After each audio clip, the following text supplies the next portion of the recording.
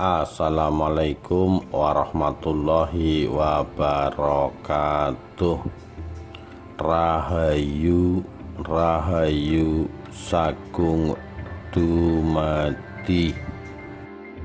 Puncak ilmu kejawen sastra Jendra Hayuningrat Pangruwatan Diyu. Catatan budaya adiluhung Kanjeng Pangeran Norman Hadinegoro.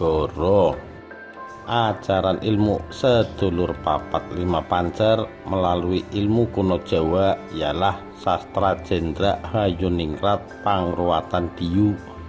Mengenal dan memahami sastra kuno ialah Hanacaraka Data Sawala pada jayanya Magabatanga. Huripku cahyaning Allah. Nur hurip cahya wewayangan. Cipta rasa karsa puasa. Rasa kuasa tetunggaling pangreh. Karsa kuasa kang tanpa larsa lan niat. Dumadi kang kinarti. Tetep jumeneng ing dat kang tanpa niat. Sifat hana kang tanpa wiwit. Wujud hana tan kena kinira. Lali eling wewatesane. Papan kang tanpa kiblat. Duwur wekasane endek wiwitane. Jumbuhing kaula lan Gusti. Yen rumangsa tanpa karsa. Nyata tanpa mata, ngerti tanpa diwuruki. Mati bisa balik. Guru sejati kang muruki. Bayu sejati kang andalani. Ngracut busananing menungsa. Mengenal ilmu klasik Jawa sedulur papat lima pancer adalah ilmu rasa sejati, pendekatan diri dengan Tuhannya, alam dan lingkungannya. Sastra Jendra adalah sastra atau ilmu yang bersifat rahasia atau gaib. Rahasia karena pada mulanya amung diwedarake kepada orang-orang yang terpilih dan kalangan terbatas di kalangan bangsawan Jawa yang diberikan secara lisan. Sekarang dapat dipelajari secara umum. Gaib karena ilmu ini diajarkan oleh guru sejati melalui rasa sejati atau tasawuf. Hayuningrat atau Yuningrat berasal dari kata hayu atau rahayu yang artinya selamat, dan ingrat yang berarti di dunia. Pangruwating Diyu artinya meruat, meluluhkan, merubah, memperbaiki sifat-sifat Diyu, raksasa, angkara, dan durjana. Maka sastra Jendra Hayuningrat Pangruwataning Diyu maknanya adalah ilmu rahasia keselamatan untuk meruat sifat-sifat angkara di dunia ini, baik mikro maupun makro. Sastra Jendra Hayuningrat Pangruwating Diyu merupakan ilmu yang berasal dari Allah untuk menyelamatkan segala sesuatu. Maka tiada pengetahuan atau hakikat lain lagi yang dapat digapai manusia di tanah Jawa yang lebih dalam dan lebih luas melebihi sastra Jendra Hayuningrat Pangruwating Diyu. Karena ini merupakan sastra adiluhung atau ilmu luhur yang merupakan ujung akhir dari segala pengetahuan atau kaweruh kesempurnaan ilmu tasawuf Jawa sampai saat ini. Makna atau kaweruh yang terkandung dalam sandi sastra kalau diurut dari atas ke bawah, dari H sampai Nga, mengandung makna yang sangat dalam dan luas tentang rahasia gumelaring dumadi atau pambabaring titah atau rahasia jati diri, asal usul atau terjadinya manusia menurut persepsi orang Jawa, yaitu terciptanya manusia dari nur, cahaya Allah yang bersifat Tritunggal Maha Suci, yang merasuk busana anasir-anasir sebagai wadah, yaitu badan jasmani halusan dan badan jasmani kasar. Apabila diurut terbalik dari Nga naik sampai H, inilah yang merupakan rahasia jalan rahayu, ya pangruating diyu, untuk menuju kesempurnaan hidup kembali kepada sang paraneng dumadi, kembali ke asal mula, ke alam sejati, yaitu menghadap Allah yang Maha Agung. Jadi dari Nga sampai H juga merupakan urut-urutan panembah, dimulai dari badan jasmani kasar, alam syariat, di mana titik berat kesadaran kemudian harus dialihkan satu tahap demi tahap ke arah asal mula, ke alam sejati. Syarat mutlak agar kita dapat menyadari atau memahami sesuatu hal adalah membawa kesadaran kita bergerak masuk, berada di satu fokus titik berat kesadaran, dapat berpindah. Dalam keseharian hidup, kesadaran kita banyak terfokus dalam badan kasar, alam anasir, di luar alam sejati. Tahapan pertama yang harus dilalui yaitu Nga.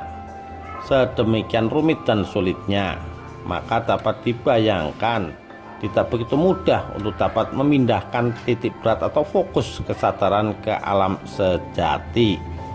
Namun itulah intinya perjalanan spiritual yang harus kita tempuh. Uraian secara garis besar, Hanacaraka Datasawala pada jayanya Magabatanga, kalau diuraikan adalah sebagai berikut. Garis besar saja, karena detailnya begitu luas atau multidimensi, tak terkira, penuh dengan pengetahuan kasunyatan sejati yang tak habis diuraikan dalam bahasa kewadagan, apalagi tulisan. Dan ini adalah garis besar uraian dari sisi spiritualnya untuk dipakai sebagai milestones dalam menempuh jalan rahayu untuk dapat kembali ke sangkan paraneng dumadi. 1H. Huripku cahyaning Allah, atau hidupku adalah cahaya Allah. Sebelum ada apa-apa, sebelum ada alam semesta beserta isinya ini tercipta, adalah sang hidup, Al-Hayyu, ya Allah, ya Ingsun, yang ada di alam awang uwung, yang tiada awal dan akhir, yaitu alam atau keadaan Allah yang masih rahasia atau alam sejati. Itulah kerajaan Allah, ya Ingsun, sebelum alam semesta tercipta. Allah berkehendak menurunkan roh suci, ya cahaya Allah, ya cahaya Allah itulah hidupku, hidup kita yang maha suci. Alam sejati adalah alam yang tidak mengandung anasir-anasir atau unsur-unsur hawa, api, air, dan bumi atau tanah yang berada di dalam badan manusia, di mana cahaya Allah bersemayam. Alam sejati diselubungi atau menyelubungi dua alam beranasir, yaitu halus dan kasar. Dapat pula diartikan badan manusia berada di alam sejati. 2. Nak Nur Hurib cahaya wewayangan atau nur hidup, cahaya yang membayang. Hidup merupakan kandang nur yang memancarkan cahaya kehidupan yang membayang, yang merupakan rahasia Allah, kehidupan yang maha mulia, Tritunggal Maha Suci, berada di pusat hidup, ya itulah kerajaan Allah. Sang Tritunggal adalah Allah Ta'ala, Gusti Allah atau Pangeran atau Sukma Kawekas, Ingsung atau Guru Sejati atau Sukma Sejati, dan Roh Suci atau Nur Pepancer atau Nur Muhammad. Diuraikan di atas bahwa ketiga alam, yaitu badan kasar, badan halus, dan alam sejati, mengambil ruang dalam badan jasmani kasar secara bersamaan. Namun kebanyakan kita manusia tidak atau belum menyadari akan alam sejati atau samar-samar. Nur hidup bagaikan cahaya yang samar membayang. 3. Ca, cipta rasa karsa kuasa atau cipta rasa karsa kuasa. Nur hidup memberi daya kepada rasa. Rasa jati atau sir, artinya cahaya atau nur atau roh suci menghidupkan rasa atau rasa jati atau sir yang merupakan sumber kuasa, maka bersifat maha wisesa. Rasa sejati atau sir menghidupkan roh atau sukma yang mewujudkan adanya cipta, maka bersifat maha kuasa. 4. Ra, rasa kuasa tetunggaling pangreh atau rasa kuasa akan adanya satu-satunya wujud kendali atau yang memerintah. Rasa sejati yang memberi daya hidup roh atau sukma, sehingga roh atau sukma dapat menguasai nafsu atau sedulur 5, sehingga terjadilah sifat maha tinggi. 5. Ka, karsa kuasa kang tanpa karsa laniat atau karsa kuasa tanpa didasari oleh kehendak dan niat.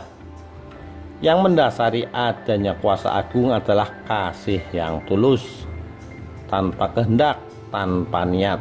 Pamrihnya hanyalah terciptanya kasih yang berkuasa, memayu hayuning jagat kecil dan jagat agung. 6. Da, dumadi kang kinarti atau tumitah atau menjadi ada atau terjadi dengan membawa maksud, rencana, dan makna.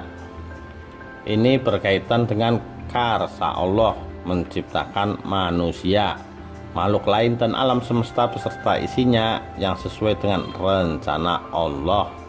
7. Tak, tetap jumeneng ing dat kang tanpa niat atau tetap berada dalam zat yang tanpa niat. Dat atau zat tanpa bertempat tinggal, yang merupakan awal mula adalah zat yang maha suci yang bersifat esa, langgeng, dan eneng. Hidup sejati kita menyatu dengan dat, ada di dalam dat. Maka di dalam kehidupan saat ini, agar selalu selaras dengan dat yang maha suci, situasi tanpa niat atau mati sajeroning urip atau mati di dalam hidup, dengan kata lain hidup di dalam kematian, seyogyanya selalu diupayakan. 8. Sa, sifat hana kang tanpa wiwit atau sifat ada tanpa awal. Ini adalah sifat sang hidup Allah di alam sejati, tiada awal dan tiada akhir. Akulah alfa dan omega. Demikian pula hidup sejatinya manusia sudah ada sebelumnya, tiada awal mula, bersatu di alam sejati yang langgeng, yang merupakan kerajaan Allah, ya sangkan paraneng dumadi. 9. Wa wujud hanatan kena kinira atau wujud ada tiada dapat diuraikan atau dijelaskan. Adanya wujud namun tiada dapat diuraikan dan dijelaskan. Ini menerangkan keadaan Allah yang serba samar, tiada rupa, tiada bersuara, bukan lelaki, bukan perempuan, bukan waria, tiada terlihat, tiada bertempat, dicamah, disentuh, tiada dapat. Sebelum adanya dunia dan akhirat, yang ada adalah hidup kita. 10. Lali eling wewatesane atau lupa dan ingat adalah batasannya. Untuk dapat selalu berada di dalam jalan hayu atau rahayu, maka haruslah selalu eling atau ingat akan sangkan paraneng dumadi dan eling atau ingat akan yang menitahkan atau sumber hidup Allah Ta'ala. Selalu ingat akan tata laku setiap tindak tanduk yang dijalankan agar selaras dengan karsa Allah. Lali atau lupa akan menjauhkan dari sangkan paraneng dumadi dan menjerumuskan ke dalam kegelapan. 11. Papan kang tanpa kiblat atau papan tak berkiblat. Ini menerangkan alam sejati, ya kerajaan Allah yang tiada dapat diterangkan bagaimana dan di mana orientasinya, bagaikan papan yang tiada utara selatan, barat timur, atas bawah. 12. Dhuwur wakasane endek wiwitane atau tinggi atau luhur pada akhirnya, rendah pada awalnya. Untuk memperoleh tingkatan luhuring batin menjadi insan sempurna memang tidak dapat seketika, mesti diperoleh setapak demi setapak dari bawah: iman, Islam, dan ihsan. Demikian pula dalam hal ilmu kasampurnaan. Dalam mencapai tataran makrifat tidaklah dapat langsung meloncat. Untuk bisa mengetahui dan memahami makna ha, maka haruslah dicari dari nga. Sebelum mencapai sembah rasa, haruslah dilalui sembah raga dan sembah kolbu atau sembah jiwa. Sholat dengan aturannya. Pertama adalah panembah raga atau kaula terhadap roh suci kepada guru sejati, dan terakhir adalah panembah guru sejati atau ingsun kepada Allah Subhanahu wa ta'ala. 13. Jumbuhing kawula lan Gusti atau bersatunya antara hamba dan tuannya. Bersatunya titah dan yang menitahkannya. Untuk mencapainya maka kesempurnaan hiduplah yang diupayakan, yaitu sesuai apa yang dimaksud dalam syahadat, bersaksi adanya Allah dan Muhammad utusannya. Maka semasa hidup di mayapada atau dunia, sinkronisasi antara roh sejati, ingsun yang jumeneng pribadi, dan busana-busana haruslah terjaga bagaikan keris mancing dalam werangkanya. Untuk dapat mencapai kesatuan antara kawula dan Gusti, maka tuntunan seorang guru, yaitu guru sejati, menjadi dominan.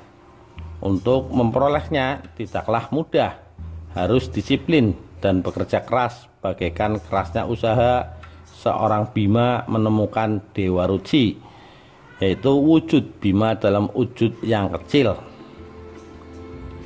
14. Yan rumangsa tanpa karsa atau kalau merasa tanpa kehendak, hanya dengan rela atau nerima, sumarak atau pasrah, pasrah kepada Allah tanpa pamrih lain-lain. Namun dorongan kasih sajalah yang akhirnya dapat menjadi perekat yang kuat antara asal dan tujuan, sini dan sana. 15. Nyata tanpa mata, ngerti tanpa diwuruki, atau melihat tanpa mata, mengerti tanpa diajari. Kalau anugerah Allah telah diterima, maka dapat melihat hal-hal yang kasat mata, karena mata batin telah terbuka. Selain itu, kuasa-kuasa agung akan diberikan oleh Allah melalui guru sejatinya sendiri, ya sukma sejati, sehingga kegaiban-kegaiban yang merupakan misteri kehidupan dapat dimengerti dan diselami, mendapatkan ilmu kasampurnaan dari dalam sanubarinya sendiri tanpa melalui perantara otak atau akal. 16. Mati bisa bali atau mati bisa kembali. Kasih Allah yang luar biasa selalu memberikan ampunan kepada setiap manusia yang mati terjatuh dalam dosa dan salah. Matinya raga atau badan wadek hanyalah matinya keempat anasir yang tadinya tiada kembali ke tiada. Namun roh yang sifatnya kekal tidak mati, namun kembali kepada Allah Ta'ala, ya kerajaan Allah yang tiada awal dan akhir. Namun apabila selama hidupnya di Mayapada tidak sesuai dengan karsa Allah, melupakan Allah dan ajaran guru sejati, maka tidak dapat ngerajut busana kamanungsannya untuk tindakan-tindakan budi luhur, maka tidaklah langsung kembali ke alam sejati, maka harus mendapatkan balasan sesuai bobot kesalahannya untuk mempertanggungjawabkan semua tindakannya. 17. Guru sejati kang muruki atau guru sejati yang mengajari. Sumber segala sesuatu adalah Allah yang dipancarkan melalui sang guru sejati atau ingsun, maka hanya kepadanya lah tuntunan harusnya diperoleh. Petunjuk guru sejati hanya dapat didengar dan diterima apabila sudah dapat berhasil merajut busana kamanungsannya. Di sini akan tercapai guruku, ya aku, muridku, ya aku. 18. Bayu sejati kang andalani atau dengan bantuan bayu sejati. Daya kekuatan sejati yang merupakan bayangan daya kekuatan Allah lah yang mendorong pencapaian tingkat-tingkat yang lebih tinggi atau maksud-maksud spiritual yang berarti. 19. Tukul saka niat atau tumbuh atau muncul dari niat. Niat menuju ke arah sangkan parang dumadi yang didasari kesucian tanpa kehendak selain ridhonya dari keinginan ataupun pamrih keduniawian. Timbulnya niat suci hanya didasari cinta kasih ilahi. 20. Ngerajut busananing manungsa atau ngerajut atau menjalin pakaian-pakaian kemanusiaannya. Busana kemanungsan adalah 4 anasir yang dimanifestasikan dalam wujud-wujud sedulur papat serta 5 sedulur lainnya. Ke-9 saudara tersebut harus dikuasai atau dirajut atau dijalin dengan memahami kelebihan dan kekurangannya agar tercapai iklim harmoni atau balance dalam perjalanan manusia hidup di Mayapada ini, yang pada akhirnya tercapailah kesempurnaan hidup. Demikian Sastra Jendra Hayuningrat. pangruating diyu. Sekian, terima kasih. Wassalamualaikum warahmatullahi wabarakatuh. Rahayu rahayu sagung dumadi.